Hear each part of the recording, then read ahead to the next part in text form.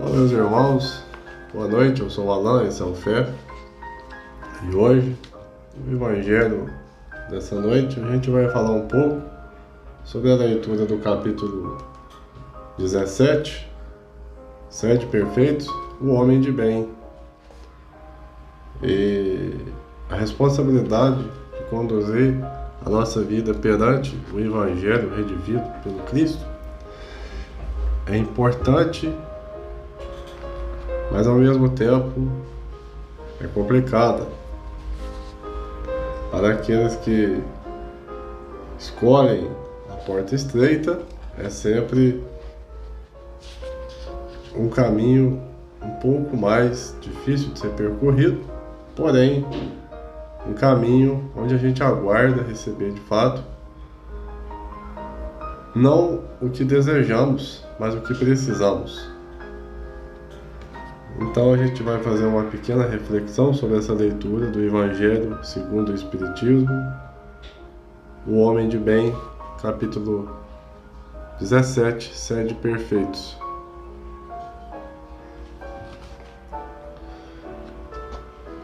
Então nós vamos pedir para que a espiritualidade nos auxilie, nos proporcione um campo mental adequado para que a gente conduza as reflexões acerca desse tema na noite de hoje. O verdadeiro homem de bem é aquele que pratica a lei de justiça, de amor e de caridade em sua maior pureza. Se interroga a consciência sobre seus próprios atos, pergunta a si mesmo se não violou essa lei, se não fez o mal e se fez todo o bem que podia, se negligenciou voluntariamente uma ocasião de ser útil, se ninguém tem o que reclamar dele. Enfim, se fez ao trem tudo o que quereria que se fizesse para com ele. Neste primeiro parágrafo, observamos que é bem difícil ser um homem de bem. Porque a responsabilidade que se coloca nessa criatura que veio de fato para melhorar o seu íntimo, não é? Aqui neste primeiro parágrafo já estamos enumerando características importantes para o homem de bem. E é importante quando ele diz aqui: se fez o bem que podia e se negligenciou voluntariamente a ocasião de ser útil. Importante, por quê? Porque não seremos cobrados apenas pelo mal que não fizermos, mas também pelo bem que deixamos de fazer. E é importante a gente falar sobre essa cobrança, porque essa cobrança ela não é externa, essa cobrança é interna, ela vem da nossa própria consciência. Então, se a gente não fez o mal, estamos em determinado momento evolutivo, mas se a gente deixou de fazer o bem, é importante sabermos que a nossa consciência, a partir do momento que vai se expandir, ela vai chegar no momento que ela também vai nos cobrar sobre esse bem que deixamos de fazer. Essa é a primeira, é um parágrafo resumido sobre essa leitura. Ele segue dizendo o seguinte: o homem de bem tem fé em Deus, em sua bondade, em sua justiça e em sua sabedoria. Sabe que nada ocorre sem sua permissão e se submete todas as coisas à sua vontade. Isso deixa claro que não podemos apenas exercer a nossa vontade. As coisas não são feitas de acordo com o que queremos. Elas são feitas de acordo com o que precisamos. Quando pedimos a Deus paciência, Ele irá nos mandar não a paciência embrulhado numa caixinha de presente com um lacinho e com um cartão. Não.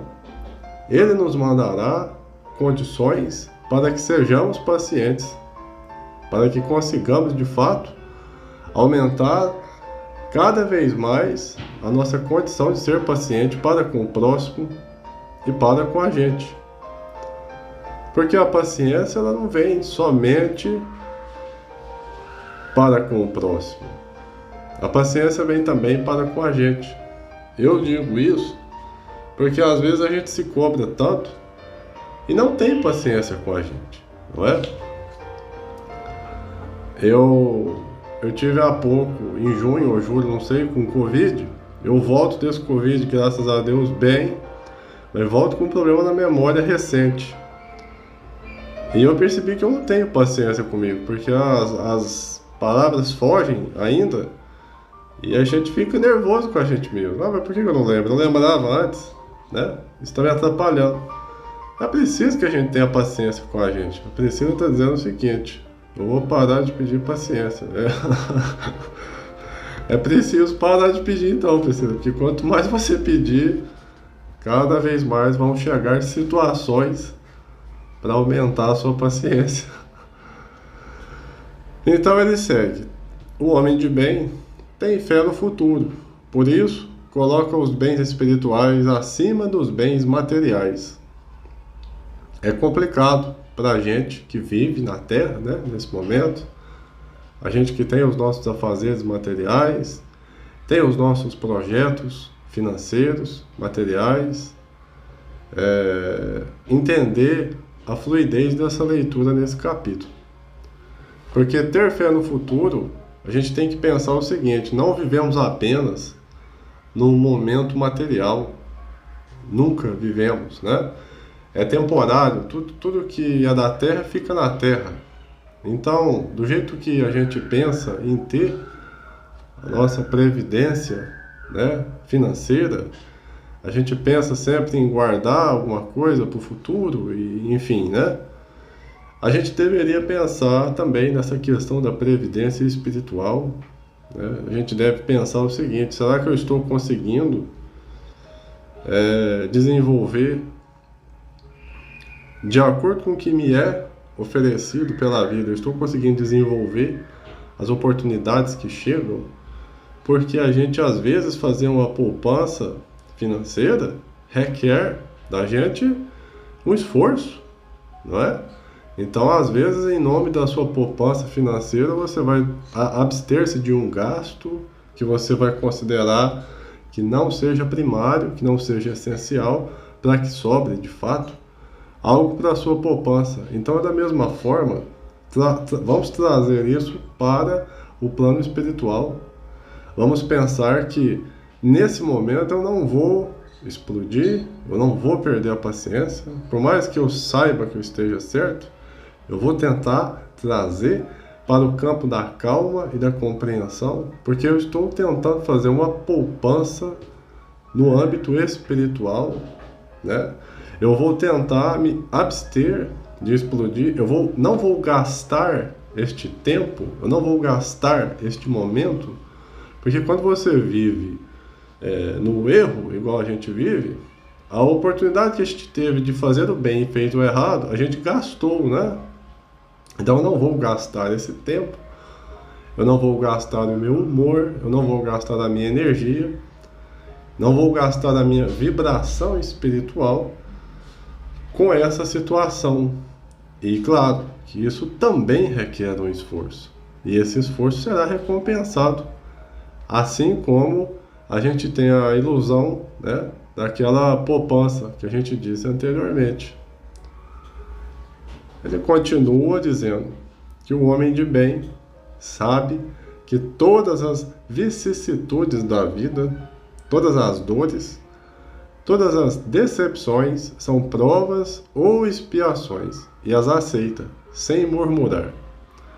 Observamos, neste pequeno parágrafo, a importância que temos todos em garantir a nossa própria condição vibratória, a responsabilidade que temos todos, e não podemos terceirizá-la.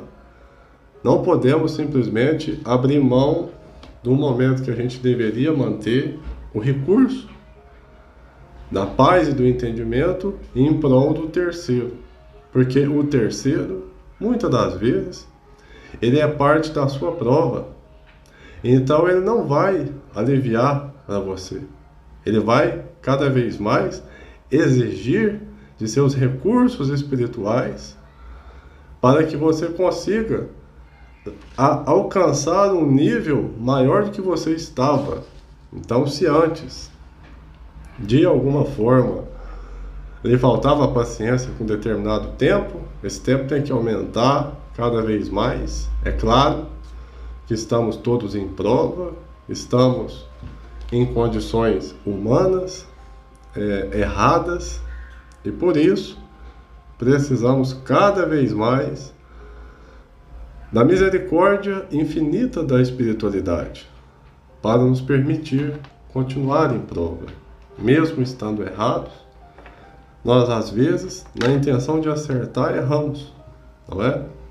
Então a gente precisa dessa misericórdia para que a gente continue em prova e estando cada vez melhor.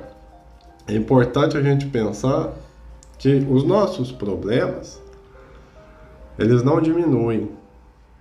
Nossos problemas são provas, então eles têm a tendência de aumentar conforme a gente os ultrapassar. Portanto, é importante a gente ter o conhecimento de que o problema está nesse nível, você está no mesmo nível. Isso é um problema. O problema não vai abaixar, a tendência é que ele aumente, mas você tem a tendência, nós todos aqui encarnados, temos a tendência de melhorar.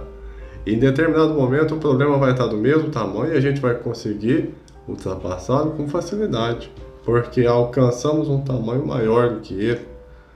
E é isso que é esperado na trajetória do homem de bem aqui na Terra de evolução, na condição de seres que constantemente serão provados, não por castigo, não por um Deus punitivo, mas pelas próprias condições que temos de alcançar a evolução através do conserto, da remissão dos erros e das faltas, não somente das que foram praticadas, mas sobretudo das que ainda praticamos. Muitas pessoas dizem o seguinte: eu faço isso, e eu estou sempre do mesmo jeito. Eu faço aquilo, outro, eu estou sempre do mesmo jeito. É importante a gente pensar o seguinte: a gente, enquanto ser coletivo, temos que pensar em evolução em duas frentes. Na evolução que fazemos dentro e que, de fato, vai reverberar fora. A evolução não começa de fora para dentro, não é? Então é importante que a gente tenha em mente o que a gente precisa evoluir, sem nos comparar com o próximo, apenas nos comparando conosco, com o que fomos ontem. É isso que a gente precisa, porque não temos qualquer referência em comparar, em nos tornarmos juízes para saber quem está acima ou quem está abaixo, mas como conhecedores assíduos dos nossos pensamentos, das nossas atitudes, podemos e devemos sempre fazer um paralelo entre o que fomos, o que somos e o que seremos. Não é isso? Então ele vai continuar dizendo o seguinte: o homem de bem, no caso, como é a leitura, o homem de bem, possuído do sentimento de caridade, de amor ao próximo, faz o bem pelo bem, sem esperança de recompensa, retribui o mal com o bem, toma a defesa do fraco contra o forte e sacrifica sempre seu interesse à justiça. Essa leitura, esse parágrafo, nos faz acordar para a realidade do quanto estamos ainda longe da evolução, não é? Porque a gente lê um parágrafo desse e pensa assim: mas daí é fácil, porque esse pessoal não deve ter encarnado com a gente aqui não. A gente pensa, mas esse espírito, ele não esteve comigo aqui na mesma prova, com as mesmas pessoas, com as mesmas condições que eu para ele falar isso aqui, né? Mas é normal, para a gente que está aqui encarnado, é normal pensar isso, né? Mas são espíritos evoluídos, né? Que já estiveram aqui na Terra, que voltaram, alguns ainda voltarão, né? Mas sempre na condição de tentar trazer para cima a nossa média de moral evolutiva, né? Bota longe nisso, é verdade, bem longe. Mas é um gabarito, né? É um gabarito para a gente continuar, para a gente entender e dimensionar para onde estamos indo, o que queremos ser, né? Quando ele diz aqui que esse homem, ele sacrifica o seu interesse à justiça, gente, a gente está bem longe disso aqui. Observe o quanto ainda estamos errados, porque isso para a gente beira a loucura na coletividade em que vivemos, né? Porque a gente tem ainda uma imagem tão individualista, tão egoísta, que beira a idiotia. A gente sacrificar algo do nosso interesse em prol do interesse coletivo. Observe o quanto estamos errados, né? O quanto a nossa coletividade ainda padece, ainda se aflige com os poucos recursos morais que carrega. Porque esse deveria ser o certo. O certo deveria ser esse, né?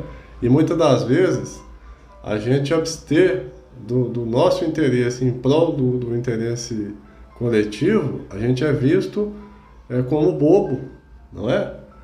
E o pessoal confunde muito, ainda, porque estamos em evolução. E por mais que ainda se confunda, a gente tem que fazer a nossa parte, a gente tem que estar em dia com a nossa consciência. É ela que a gente vai ter que enfrentar, é ela que a gente enfrenta, de fato, todas as noites, né? Quando a gente deita no nosso leito do descanso, do repouso, a cabeça bate no travesseiro, só nos resta ela e a gente, né? Então é importante que a gente consiga manter o que a gente quer fazer, independente do que isso vai ser julgado. A gente vê hoje a situação do bem público, e é muito claro isso, né? Porque as pessoas às vezes vê uma coisa pública, uma praça, por exemplo, né? E joga coisa suja, e às vezes fazem vandalismo, e se passar alguém aguando uma árvore nessa seca que a gente tá, né? Uma coisa horrível que a gente tem vivido, pelo menos aqui na nossa região, no Cerrado Mineiro, uma seca tremenda, várias queimadas. E se a pessoa passar e jogar um papel de bala, de salgadinho, uma lata de refrigerante, parece que é normal, né? Porque tem o pessoal que faz a varreção da rua, né? Isso não deveria ser normal, né? E aí, se a pessoa passa com um balde d'água para regar ali as árvores que estão na seca aqui, tá difícil, essa pessoa que é vista como estranha, ela que passa a ser um corpo diferente no meio do organismo. Mas por que a pessoa está aguando? Perdendo tempo dela, tá gastando água dela, enfim, né? Então, quer dizer, isso porque a gente tem uma visão tão limitada ainda de que o que é público não é de ninguém. E ao contrário, o que é público é de todos. A gente trata o público como se ele não tivesse dono. E todos nós somos donos do público, né? Então é nosso dever cuidar bem do público, porque todos nós vamos usar, todos nós vamos usufruir. Então é uma leitura que às vezes, para a nossa condição coletiva, ainda causa espanto. Mas num cenário ideal, o que se espera é isso, é que todos cuidemos de todos, entende? Vamos chegar lá, um dia a gente chega, se Deus quiser. Continuamos aqui, o Homem de Bem, pessoal que não vou deixar gravado no YouTube essa live, esse é o capítulo 17, sede perfeito do Evangelho segundo o Espiritismo. Continuando, ele diz o seguinte: o homem de bem encontra satisfação nos benefícios que derrama, nos serviços que presta, nos felizes que faz, nas lágrimas que seca, nas consolações que dá aos aflitos. O seu primeiro movimento é de pensar nos outros antes de pensar em si, de procurar o interesse dos outros antes do seu próprio. O egoísta, ao contrário, calcula os lucros e as perdas de toda ação generosa. Quer dizer, a gente vê aqui uma antítese grave, né? Porque qualquer lado que a gente tiver, a gente vai estar errado. Não podemos ter um lado específico. O lado que a gente tem que estar é do lado do próximo. É do lado que a nossa consciência estará aprovando as nossas atitudes. Portanto, quando a gente encontra satisfação no bem-estar que proporcionamos ao próximo, significa que estamos no caminho certo. Significa que estamos tentando e sumariamente estamos conseguindo trilhar no caminho da evolução de acordo com os princípios cristãos, né? Eu estava vendo na internet, eu acho que foi até no YouTube, um experimento social que estavam fazendo num canal desses do YouTube, que a pessoa passava num drive-thru, né, de comida, essas fast food, e deixava pago a refeição do que estava atrás, sem a pessoa saber. A pessoa que estava pagando não sabia, não conhecia essa pessoa que ia receber, e a pessoa que ia receber não sabia que ia chegar no caixa e já estava pago. E coincidiu de que nesse estudo as pessoas não conheciam, né, aquelas que seriam beneficiadas, os beneficiados também não conheciam quem iriam os beneficiar, mas nesse estudo coincidiram os dados, né, com uma alta taxa daquele hormônio que eu esqueci, da alegria, da felicidade, serotonina, acho que é uma coisa assim, com quem pagou. Essas pessoas ficaram mais felizes do que as que chegaram no caixa e tinham já sido pago a refeição delas. Então esperava-se com esse estudo medir a felicidade daquele que ia chegar no caixa para pagar e ia receber a seguinte mensagem: já está pago, alguém te ama. E aí acabou que deu errado o processo, porque descobriu-se que quem havia pago, a descarga de adrenalina de ter pago, de ter feito uma coisa boa, tinha sido melhor do que de quem tinha recebido, né? Pra gente ver que o nosso ser primitivo, às vezes, ele até tem essa carência de ajudar, ele se sente bem ajudando, ele se sente bem útil, mas que a gente suprime isso, né? A gente deixa isso escondido. Talvez, às vezes a gente tem medo até de ser motivo de chacota por isso. Você imagina, quem é que vai falar assim, vou pagar a refeição do próximo? Porque ele precisa? Não, é porque eu quero fazer uma ação boa para alguém que eu não conheço desinteressadamente, né? Aí a pessoa às vezes vai falar assim: não, mas então você tá bobo, você tá pagando coisa que você nem conhece, você tá rasgando dinheiro, o que você está fazendo, né? Mas não, às vezes é uma metodologia que o ser está desenvolvendo de criar algum benefício em prol do próximo sem esperar recompensa alguma, né? Então a gente continua o nosso texto, um texto que pra gente aqui, no meu caso, tão atrasado moralmente, fica quase que uma questão hipócrita ler um texto desse, porque é um texto carregado de tanto parâmetro bom, de tanto parâmetro evoluído, né? E a gente ainda beirando a tanto atraso, né? Mas a gente continua, porque a gente, enquanto ser humano, vai evoluir pela repetição, né? A gente não vai evoluir como os seres já evoluídos fazem, né? De ler, entender, compreender e fazer. A gente precisa da repetição. Às vezes a gente escuta que o exemplo é melhor do que o ensinamento, ou que o ensinamento e o exemplo é a mesma coisa. É por conta disso, né? Porque ver alguém fazendo nos incita a fazer, né? Então a gente, pela repetição, quem sabe um dia, né, repetindo as mesmas leituras, repetindo as mesmas lições, a gente consiga alcançar esse patamar que é esperado de todos nós aqui no plano terreno. Ele continua dizendo que o homem de bem, ele é bom, ele é humano, é benevolente, e é para com todos, sem preferência de raças nem de crenças, porque vê irmãos em todos os homens. Muito provavelmente eu já vou parar por aqui, porque já está dando quase 7, eu preciso de fechar aqui às 7, né? Porque a gente tem os nossos trabalhos pela Casa da Fraternidade, que começa às 7.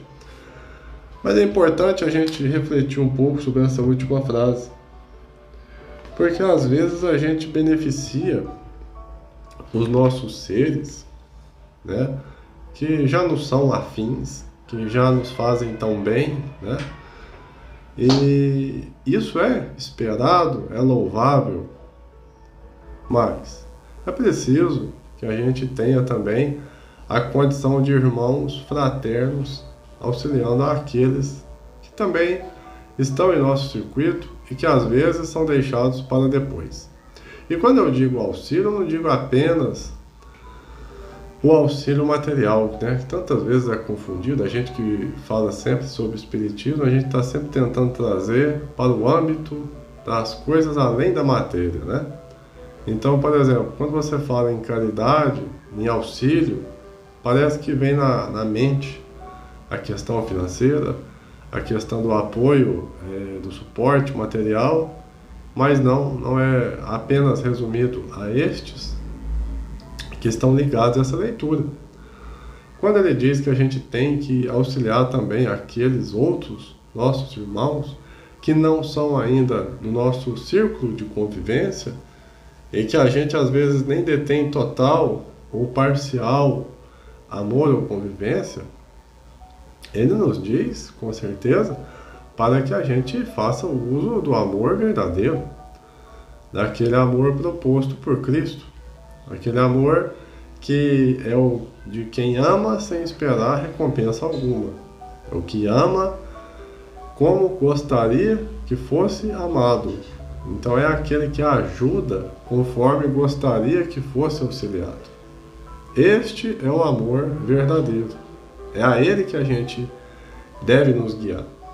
Então, muitas das vezes, a gente não consegue ter a convivência, não consegue ter o equilíbrio na comunicação com aqueles irmãos que são um tanto quanto distantes, mas o próprio respeito que destinamos a eles fará, com certeza, parte desse amor. E com certeza, assim a gente vai conseguir evoluir uma condição cada vez melhor, né? Quando a gente passa a respeitar o nosso próximo, a gente está auxiliando ele e também está sendo auxiliado, porque o respeito gera respeito, e se não isso, pelo menos a gente pode crer que a nossa consciência não nos cobrará um tanto à frente. Então, eu desejo um bom descanso para vocês, uma boa noite e uma ótima e iluminada semana para todos nós. Fiquemos em paz, paz com amor e amor em Jesus.